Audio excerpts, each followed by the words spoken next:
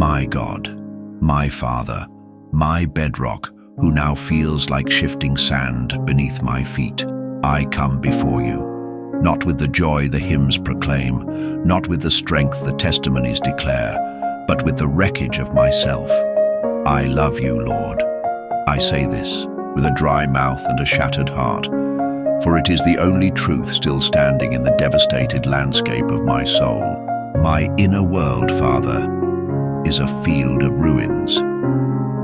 Where once there stood a temple, a vibrant place of worship with stained glass windows that filtered your light into celebratory colors, there are now only fallen walls, dust, and the echo of a silence that screams of absence. I walk through the rubble of my own soul, and I see what the storms of life, the betrayals, the losses, and my own weariness have wrought. And amidst all this desolation, a thread of love for you, as thin as a spider's silk, yet as tensile as steel, still connects me to you. It is a love I do not understand, a love that shames me with its weakness, yet it refuses to die. I love you, but I am in ruins. And it is from this place of complete and utter fracture that I cry out to you. I do not know if my words can pass through the dust and the debris.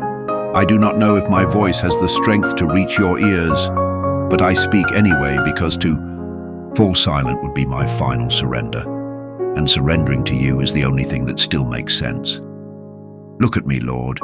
See what I have become. My faith, once a gleaming shield, is now dented and cracked, unable to deflect even the simplest blows of doubt and despair. My hope, which was a steady anchor in the deep ocean of your providence, seems to have come loose, and I feel adrift on a sea of confusion and fear with no stars to guide me, no lighthouse in sight. My love for others, which ought to be a reflection of yours, is exhausted, anemic, struggling merely to survive the daily contact, the demand to be strong when all I feel is fragility. Every social interaction is a Herculean effort. Every smile I offer the world is a heavy mask I can barely hold in place. And when night falls, when the mask can finally be removed, the face I meet in the mirror is that of a stranger, a survivor of a battle that seems to have no end. I wonder where you are in all of this. I know the theological answer, the scriptural answer. You are with me, you never leave me, you never forsake me. My mind knows this truth, my spirit clings to it, but my heart, my wounded and weary heart, cannot feel it. Your presence, which was once like the morning sun, warm and undeniable, is now like an old story, a legend of a golden age that seems to belong to someone else, to another life. And this dissonance, Lord, this war between what I know to be true about you and what I feel in my emotional reality, is the cruelest of all tortures. I read your promises and my tears stain the pages. You promise rest for the weary, and I am beyond exhausted. You promise relief for the burdened, and the weight I carry feels as if it is crushing my very bones. You promise joy instead of mourning, and I have forgotten the melody of a genuine laugh. I feel like a citizen of your kingdom living in a self-imposed exile, looking at the promised land from a distance, unable to take the next step to cross the Jordan of my own pain. I love you, God.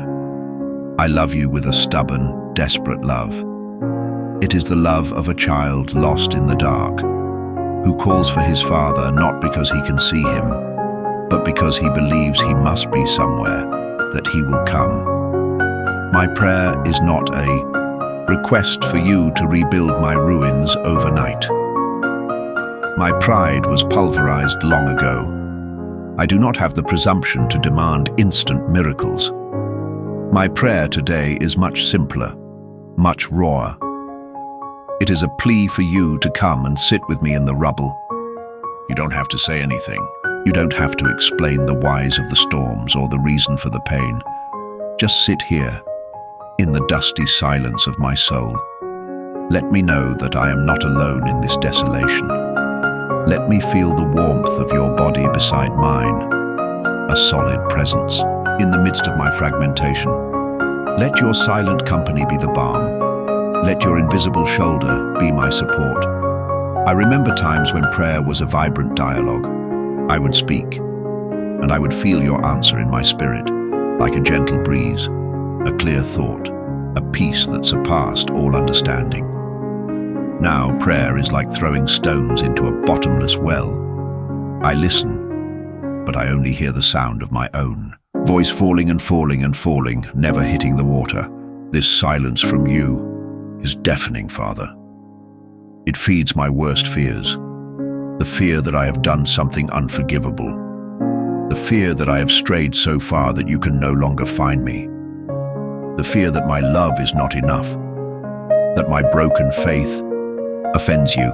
I know these are fears of the flesh, whispers from the enemy of my soul, but they sound so real in the emptiness. So I ask, if you cannot speak, give me a sign, a small sign, a green leaf sprouting from the debris, a single star piercing the clouded night of my mind, a moment of calm in the midst of the internal hurricane that consumes me. Something to tell me that you are still the God who cares for the lilies of the field and the sparrows, and that, therefore, you also care for this child of yours, who feels less valuable than they. Shame is a constant companion. Shame for being this way while loving a God so good. I feel like I am false advertising for your restorative power. People look at me, and if they knew the truth of what goes on inside, perhaps they would doubt you. And that kills me a little more each day. I want to glorify you. I want to be a beacon, but I feel like an extinguished lamp, its oil all spilled on the ground. How can I be a light when I am living submerged in darkness? How can I offer living water when my own well has run dry? This is my struggle, the paradox that tears me in two, the burning desire to serve you and the paralyzing inability to get up. Please, forgive me. Forgive my weakness, forgive my doubt, forgive my weeping that often sounds more like a complaint than a plea. Forgive me for not being the strong soldier I so desperately wanted to be for you. Today, I am just a casualty on the battlefield, looking up at the sky, hoping the divine medic will pass by and see me. I'm not asking to be sent back to the front lines. I'm just asking for a sip of water, a touch that reminds me I still belong to your army. My God, this love I feel for you is the most real and simultaneously the most confusing thing within me. It is a love that both anchors and torments me. It anchors me because without it, I would have already been swept away by the tide of absolute despair. It torments me because it constantly reminds me of a communion I have lost, of a joy I cannot reach. It is like being outside the banquet hall, smelling the food, hearing the music and the laughter, but the door is closed and I don't have the strength to knock. Or perhaps the door is wide open and it is I who am paralyzed by my own misery, too unworthy to enter. I do not know. Clarity has abandoned me. Discernment is a fog. All I have is this raw feeling, this broken loyalty to a king whose face I can no longer see clearly. And I cling to this. I cling to this love like a drowning man clings to a piece of driftwood. It is not a raft. It is not a boat. It doesn't take me anywhere, but it keeps me from going completely under. And maybe for today, that is enough, to keep my head above water, breathing with difficulty, but still breathing. Father, if you can hear me through this chaos, if my trembling, feeble voice has reached you, let this stubborn love be my prayer. Let every pained beat of my heart be a word. Let every silent tear be a sentence. Let my perseverance in simply existing while still calling you my God be my most sincere and painful act of worship. I have nothing to offer you but my ruins, but they are yours. All that I am, whether in pieces or whole, is yours. Welcome this miserable offering. Welcome this tattered child of yours. Welcome me, Father, my Father, and I call you Father because My soul insists on this parentage, even when I feel like an orphan. I asked you to sit with me in the rubble, and now I try to understand what that means in the slow drag of the hours of a day that feels infinite.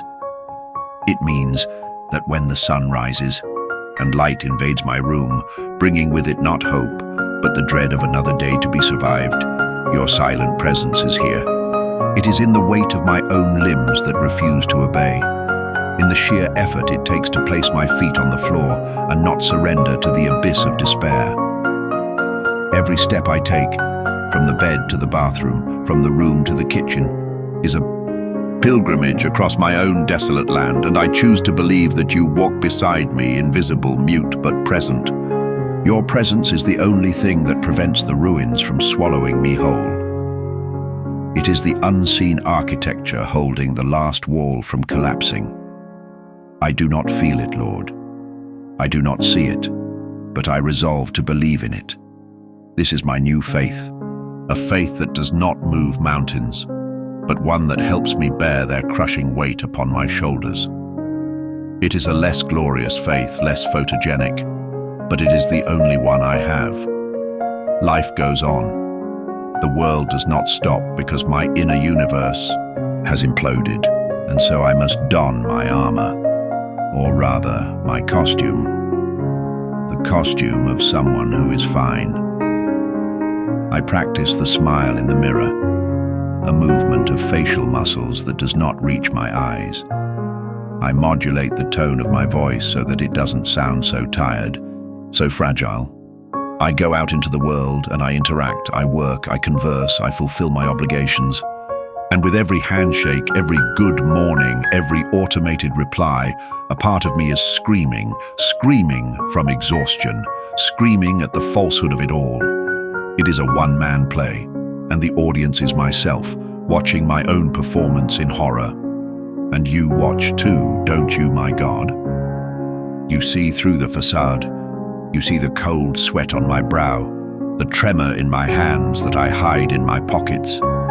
You see the chasm between the me the world sees and the me that lies in pieces inside. And when the day ends, when I finally close the door of my home behind me, the effort of that scaffolding ceases. The mask cracks and falls, and the relief I should feel is replaced by an avalanche of pain that was dammed up all day long.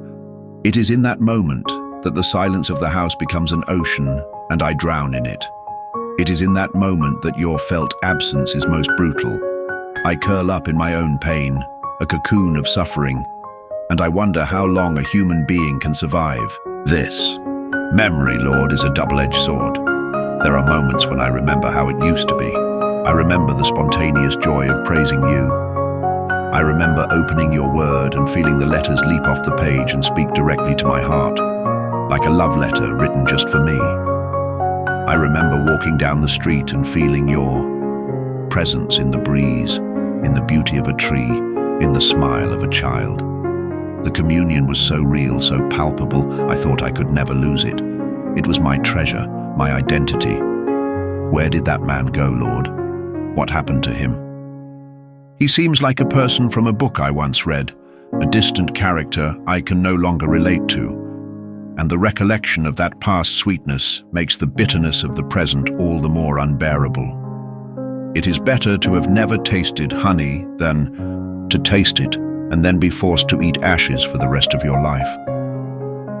These memories accuse me.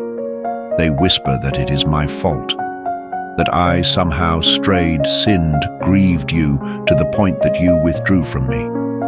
And I search my life, my thoughts, my actions in a frantic quest for some capital offense that would justify this sentence, this verdict of emotional exile.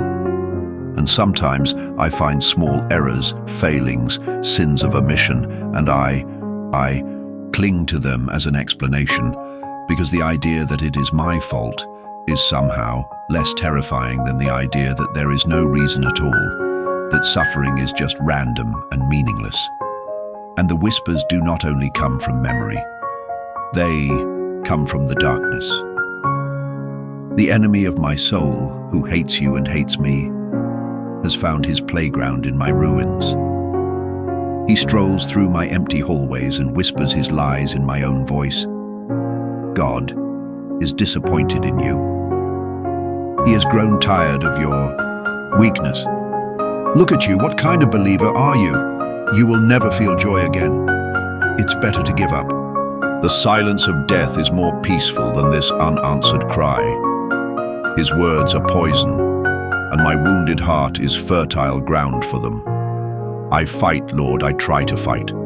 I try to wield the sword of the Spirit, which is your word, but my arms are so heavy. I try to recite the truths I have learned. I am more than a conqueror. Nothing can separate me from your love. But the words leave my mouth like smoke, weightless, without conviction. They seem to belong to a language I no longer speak fluently. And the battle is constant, every minute of every day. A war of attrition that wears down my resistance to the breaking point. I am begging you, Father, send your angels, not to fight for me, but to hold up my arms, as Aaron and Hur held up the arms of Moses.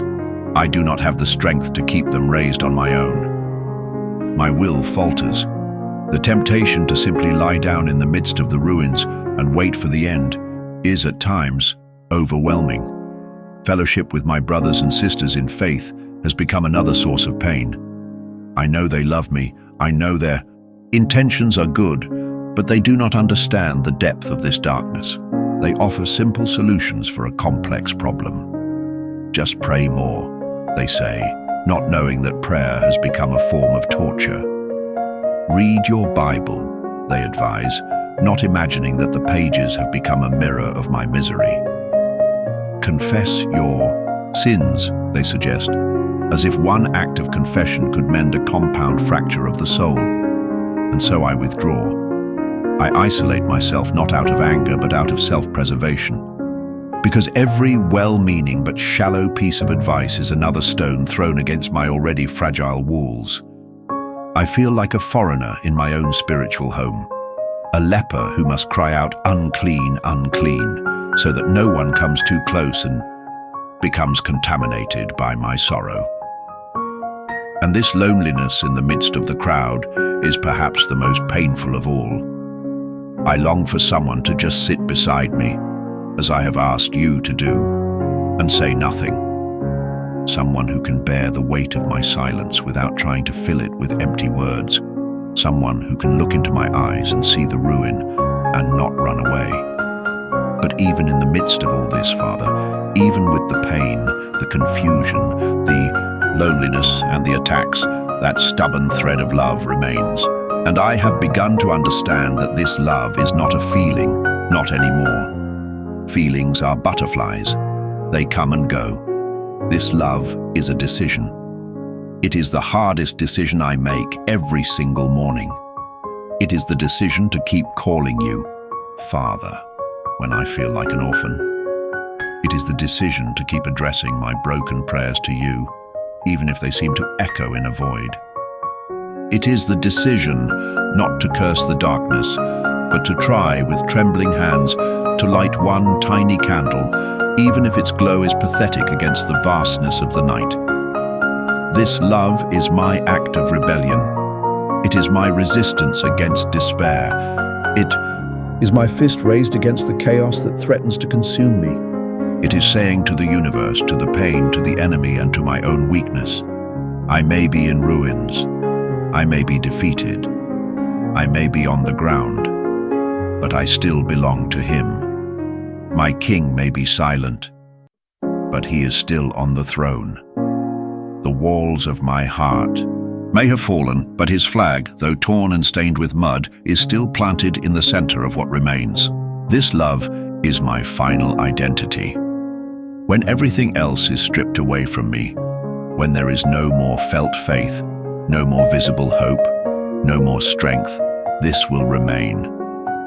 I am a child who loves his father, even from the epicenter of a pain he does not understand. And I ask you, Lord, if I have nothing else to give you, if this is the only offering I can bring for months or for years, that you would accept it. Let this lover's decision, this lover's stubbornness, this lover's resistance be enough. Let it rise to you like a strange incense with the smell of tears and dust, but sincere, terribly sincere. Take care of me, Father. I don't know how to go on, but I do. One step, then another. One breath, then another.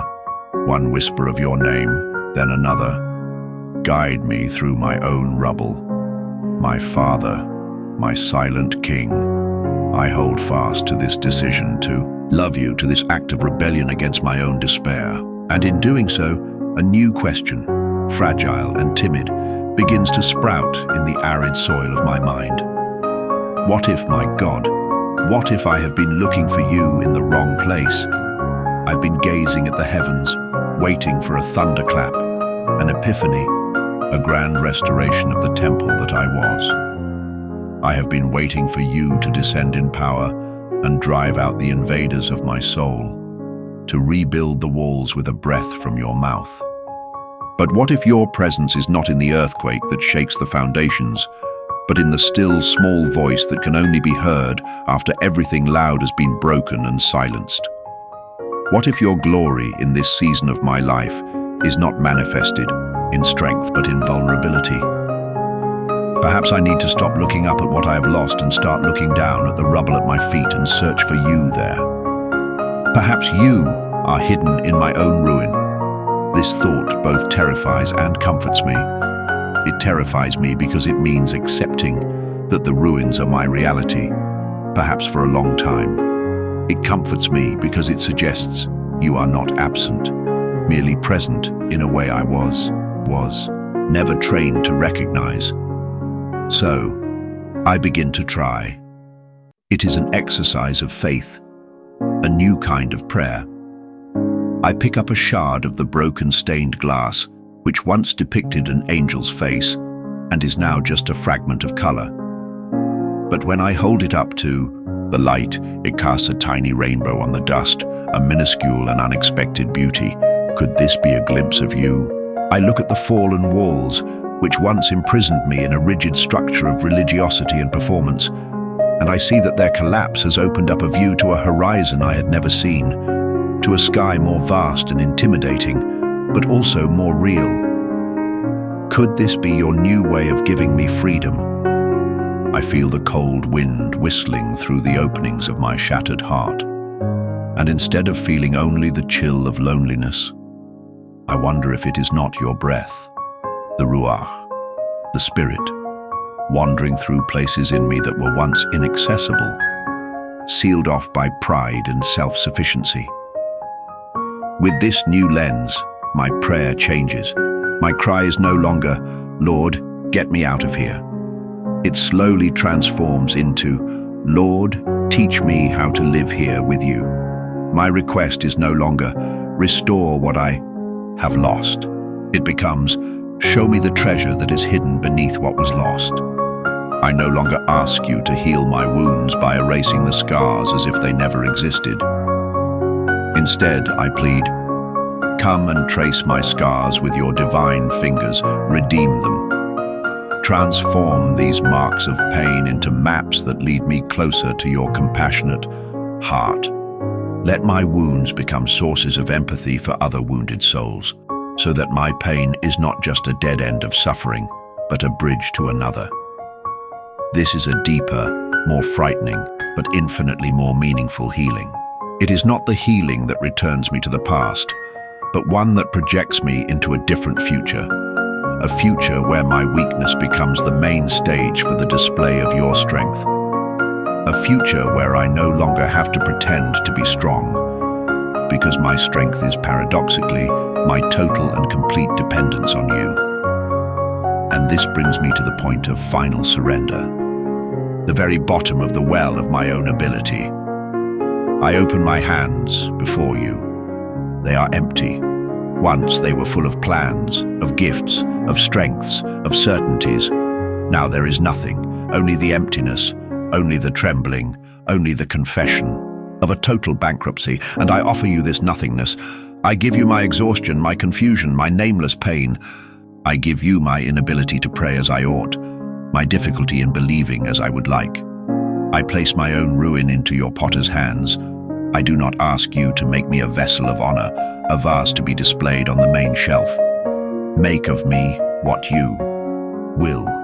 If I am to be a shard that can be used to carry water to someone who is thirsty, so be it. If I am to be just dust that will be mixed with your spittle to heal a blind man's eyes, so be it. If my destiny is simply to be the dark, anonymous soil from which a new flower will sprout for your glory, so be it. I renounce my right to understand. I renounce my need for a why. I trust not in your plan, which is a mystery to me, but in your person, in your character. You are good. Even when everything around me screams otherwise, my soul clings to this central truth. You are good. Your goodness is not the absence of pain, but the promise of your presence in the midst of it. And in this place of total surrender, a seed of hope, as tiny as a mustard seed, begins to germinate. It is not the exultant hope of before. It is a quiet, humble hope. It is the hope that the night does not last forever. It is the hope that even if I cannot see it, the dawn is being prepared beyond the mountains of my suffering. It is the hope that life can flourish in the most unlikely of places. After all, you are the God who brought forth bread in the desert and water from the rock. Why could you not make a garden grow in the midst of my ruins? I am not asking for a lush forest. I ask you, Father, to be the patient gardener of my soul. Come, walk among my rubble. Pull out the weeds of despair and bitterness with your gentle hands. Prepare this wounded soil and plant a single seed, a seed of a new kind of joy, a joy that has been acquainted with sorrow and is therefore deeper. A seed of a new kind of peace, a peace that is not the absence of war, but your steadfast presence in the midst of the battle. A seed of a new kind of love, a love that has been tested by fire and has become purer. And water this seed, Lord, with your living water, or even with my own tears, if that is your will. I do not know what flower or what fruit will be born. I do not care. My only hope is that something will be born, something that is yours, something that, in its blooming, will bring a small fragment of your heaven into my personal hell. And I will wait. I will learn to wait. In this waiting, I will build a new kind of altar, not with the perfect stones of my success, but with the broken shards of my reality. And upon this altar, my daily offering will be my own existence, my breathing, my continuing, my stubborn and shattered love for you. This is my everything. This is my nothing. Receive it, my God. Receive me. Amen. Did this prayer resonate with you? Please share, leave a comment, and subscribe for more messages of faith and hope.